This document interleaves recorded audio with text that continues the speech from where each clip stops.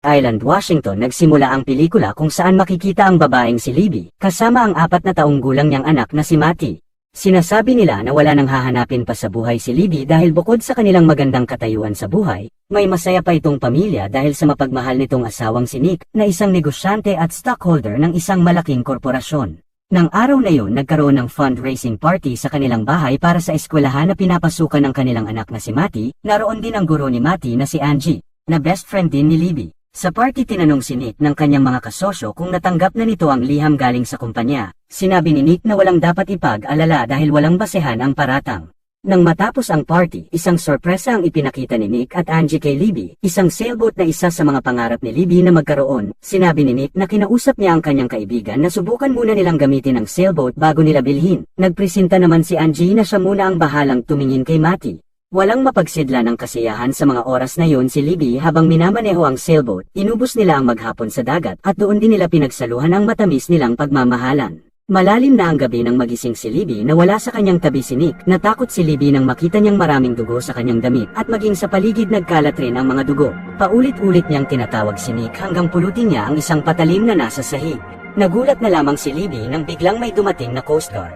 Kinaumagahan, nagsimula agad hanapin ng mga Coast Guard at rescue team si Nick pero nang palubog na ang araw, muling napahagulgol ng iyak si Libby nang sabihin sa kanya na bigo ang mga Coast Guard na makita si Nick o ang katawan nito. Ilang araw ang lumipas, patuloy pa ring umaasa si Libby na babalik ng buhay si Nick. Nabigla si Libby sa dalang balita ng kaibigan niyang abogado. Sinabi ng kanyang abogado na idineklara ng patay si Nick pero ang problema, inaakusahan na si Libby ang nagpatay at nagtapon sa dagat kay Nick. Agad na hinuli ng mga pulis at ikinulong si Libby na hindi pinayagang makapagpiyansa. Sinabi ng kanyang abogado na bago pa nawala si Nick, kinasuhan ito ng paglulustay ng malaking pondo ng kumpanya. Base din sa investigasyon 4 na buwan ang nakakaraan, bumili si Nick ng 2 million life insurance kaya inisip ng mga pulis na pinatay si Nick para makuha ni Libby ang 2 million life insurance policy at para rin hindi na madamay pa si Libby sa problema ni Nick sa kumpanya. Umiiyak na sinasabi ni Libby sa korte na hindi niya magawang patayin si Nick dahil mahal na mahal niya ito, pero may inilabas ang prosecution na audio record ng gabing iyon kung saan humihingi ng tulong si Nick sa Coast Guard dahil sa sinaksak umano ito. Dahil doon, naniwala ang korte na pinatay nga ni Libby si Nick at inihulog sa dagat. Hinatulan ng korte si Libby ng pagkakakulong. Bago dinala sa kulungan si Libby, sinabi nitong wala siyang ibang pagkakatiwalaan na iwanan kay Matty, kaya pinakiusapan ni Libby si Angie na ampunin nito si Matty. Inilipat din ni Libby ang $2 million sa pangalan ni Matty para magamit ito ng kanyang anak. Nangako naman si Libby sa kanyang anak na muli pa rin silang magkikita.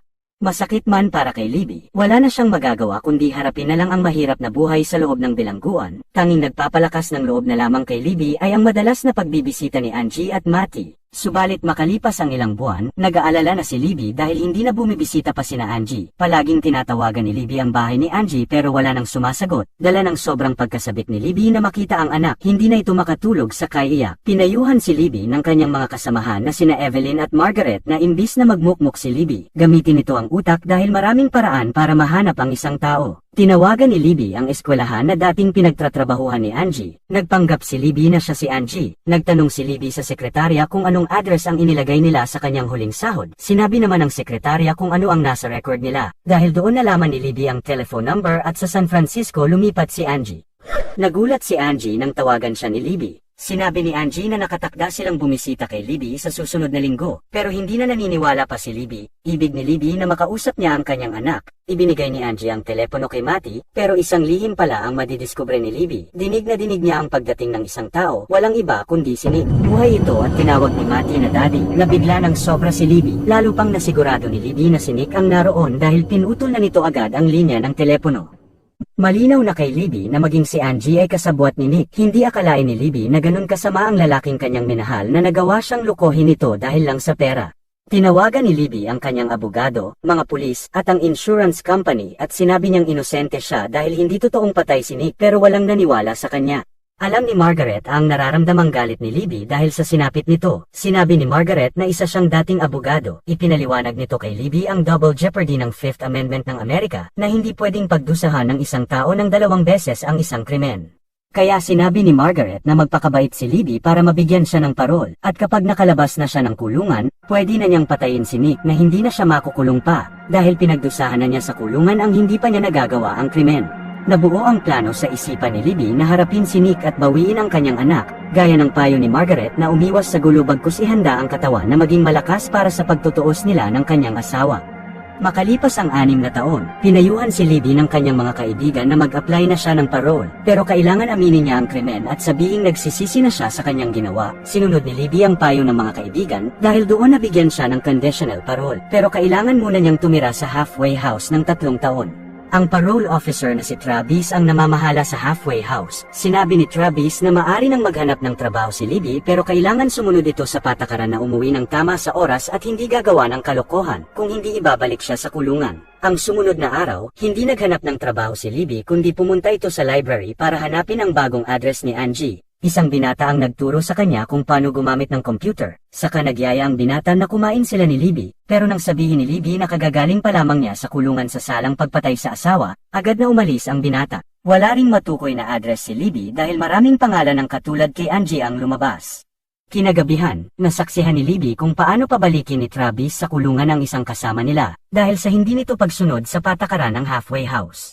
Pero desidido si Libby, hindi na siya makapaghintay pa ng 3 taon bago makita si Matty. Pumunta ito sa dati nilang lugar. Nakiusap si Libby sa kanyang kaibigan na principal na malaman ang address ni Angie. Nakita ni Libby na nagbago na rin ang pakikitungo sa kanya ng kanyang kaibigan. Tumanggi ito na ibigay ang address ni Angie. Kaya nagpa siya si Libby na pasukin na lang ang eskwelahan para hanapin ang record file ni Angie. Samantala, nalaman na ni Travis na hindi pa nakauwi si Libby. Nang mahanap ni Libby ang file ni Angie, agad niyang kinuha ito. Nagkataon na napadaan ang mga sheriff, nalaman nilang may pumasok sa eskwelahan. Tumakbo si Libby papunta sa dagat pero hindi siya tinigilan ng mga sheriff hanggang ma-corner si Libby at mahuli. Kinabukasan dumating si Travis para sunduin si Libby. Habang pabalik na sila, sinabi ni Travis na ibabalik na niya si Libby sa bilangguan dahil nilabag nito ang patakaran. Nilagyan ni Travis ng posas si Libby saka umakyat si Travis para magkape, pero nakita ni Libby na naiwan ni Travis ang susi ng kotse. Ini-start ni Libby ang kotse at sa pagtakbo nito tinamaan ang kotse na nasa unahan, saka ito nahulog sa dagat. Nakita ni Travis ang nangyari, agad itong tumakbo at pinigilan si Libby, pero huli na, nakasama na siya ni Libby na nahulog sa dagat. Inalis ni Travis ang posas sa kotse para mailigtas si Libby. Nang makawala si Libby, dinampot ni Libby ang baril ni Travis saka ito nagmamadaling lumangoy para tumakas. Nagpupumigla si Libby saka nito hinampas ng baril sa ulo si Travis, nahilo ito at nabitawan si Libby. Ilang sandali pa, tuluyan ang nakatakas si Libby habang na-rescue naman agad si Travis. Nakisakay si Libby sa isang truck hanggang makarating siya sa bahay ng kanyang magulang. Alam ng kanyang ina na kailangan ni Libby ng tulong, kinuha nito ang nakatagong pera sa lupa at ibinigay kay Libby. Hiniram din ni Libby ang sasakyan nito. Ginamit ni Libby ang pangalan ni Angie at nagkunyari siyang bibili ng bagong sasakyan. Ibinigay ni Libby ang social security number ni Angie para sa credit check at nang tingnan ng salesman sa computer, nalaman ni Libby na sa Colorado na ang address ni Angie. Agad tumalikod na si Libby at iniwan ang salesman. Dahil alam ni Travis na si Angie ang hinahanap ni Libby, si Angie ang magiging daan para mahuli niya si Libby. Ginamit din ni Travis ang social security number ni Angie na nasa papel na nakumpiska niya kay Libby, at sa tulong ng kanyang kakilala nalaman niya ang address ni Angie. Natunto ni Libby ang bahay ni Angie pero may iba ng pamilyang nakatira. Isang matandang babae na kapitbahay ni Angie ang nakapagkwento kay Libby na 3 taon na ang nakakaraan na namatay si Angie sa pagsabog dahil sa gas leak sa kanilang bahay. Nag-imbestiga si Libby sa nangyari, hanggang makita ni Libby ang kopya ng newspaper sa pagkamatay ni Angie. Sigurado si Libby na kagagawa na naman ni Nick ang lahat. Napansin ni Libby ang painting na nasa likod ni Angie. Isa iyon sa mga painting ni Nick na gawa ng paborito niyang artist na si Kandinsky. Ang hindi alam ni Libby, nakarating na rin sa Colorado si Travis. Nagtanong si Libby sa isang art gallery kung sino na ang may-ari ng painting na nasa litrato. Dahil nasa online lang ang impormasyon, nalaman ni Libby na isang nagngangalang Jonathan Devereaux na nakatira sa New Orleans ang nakabili ng painting. Pero sigurado si Libby na iyon ang bagong pangalan na gamit ni Nick. Nagkataon naman na napadaan si Travis sa lugar at namataan niya ang sasakyang gamit ni Libby na sinabi ng matandang babae. Pero wala nang naabutan si Travis sa art gallery. Narinig na lamang ni Travis na binangga na ni Libby ang kanyang kotse, kaya muli na namang natakasan ni Libby si Travis. Agad nagbiyahe si Libby, at pagdating niya sa New Orleans, nadiskubre niya na si Nick ang may-ari ng isang hotel na gamit ang pangalan na Jonathan Devereaux. Nalaman din niya sa receptionist ng hotel na magho-host si Nick sa gaganaping fundraising party doon. Ibig ni Libby na pumunta sa party pero wala siyang damit na maisusuot hanggang makaisip siya ng paraan. Pumasok si Libby sa isang magarang hotel, nakinig ito sa usapan ng isang VIP na customer at ng reception officer. Nalaman ni Libby na Mrs. Screech ang pangalan ng mayamang babae at sa Suite 1420 ito naka-check-in. Saka pumasok si Libby sa boutique na nasa loob ng hotel. Pumili si Libby ng mamahaling damit. Nagpakilala siya na si Mrs. Screech at sa Suite 1420 nito pina-charge ang bayad. Naniwala naman ang sales lady dahil nakita nito sa computer na may ganun ng pangalan na customer ng hotel. Habang si Travis ay kakarating lamang sa New Orleans, humingi ng tulong si Travis sa police chief ng lugar para mahuli agad si Libby. Kinagabihan, kunyaring kinausap ni Libby ang mag-asawang guest ng party para makapasok ito kahit walang invitation. Laking gulat ni Nick nang makita si Libby. Pinakiusapan ito ni Nick na sa walang tao sila mag-usap pero hindi pumayag si Libby. Sinabi ni Nick na kaya niya pinalabas na namatay siya para malusutan niya ang kanyang kaso at hindi makuha ng kumpanya ang kanilang mga ari-arian. At para makuha ni Nick ang 2 million insurance policy nang sa ganun mas gumanda ang buhay ni Libby at kanilang anak. Hindi bumenta ang paliwanag ni Nick kay Libby. Sinabi ni Libby na wala siyang pakialam sa pera basta ibigay lamang ni Nick sa kanya si Matty, pero agad na umalis si Libby dahil nakita niyang dumating si Travis. Nakausap ni Travis si Nick pero itinanggi ni Nick na kilala niya si Libby. Nang gabing iyon habang nasa kalsada si Libby, namataan siya ng isang pulis. Tumatakbong dumating sa lugar si Travis pero muli na namang nakatakas si Libby. Kinabukasan pumunta si Travis sa opisina ni Nick para tanungin kung bakit siya ang sadya ni Libby. Dito na napansin ni Travis ang painting na hinahanap noon ni Libby sa art gallery. Nang makaalis si Travis, tumawag si Libby kay Nick. Sinabi ni Libby na dalhin ni Nick si Matty at sa isang sementeryo sila magkita. Pumayag si Nick at nagkasundo silang magkita ng alas 4 sa hapon. Pagsapit ng hapon sa labas ng sementeryo nagkita si Libby at Nick. Sinabi ni Nick na naghihintay sa loob ng sementeryo si Matty. Nakita ni Libby ang isang bata, subalit nang tawagin niya ito, tumakbo ang bata. Nagtaka si Libby pero sinundan pa rin niya ito. Biglang sumulpot sa likod si Nick saka inihampas si Libby sa pader na agad itong nawala ng malay. Nang mga oras na iyon, may pagdududa na si Travis na wala itong makitang records ni Jonathan Devereaux, kaya tinawagan niya ang kanyang kakilala at humingi siya ng kopya ng driver's license ng asawa ni Libby. Lumalabas namang hindi si Matty ang batang nakita ni Libby, kundi binayaran lang ito ni Nick para magpanggap na si Matty. Makalipas ng ilang sandali, nagising si Libby na nasa loob na ng kabaong. Napalingon ito dahil sa sobrang masangsang na amoy. Nangilabot si Libby nang madiskubre nitong may katabi siyang bangkay. Nagkukumahog niyang binubuksan ang kabaong pero nakasarado na ito. Naalala ni Libby ang kanyang baril na dala. Pinilit niyang makuha ito at pinaril niya ang mga bisagra ng kabaong. Nang makalabas na si Libby, binasag din niya ang bintana para doon siya dumaan. Galit na sumugod si Libby papunta sa hotel ni Nick, pero bigla siyang pinigilan ni Travis. Napahagulgol na lang ng iyak si Libby.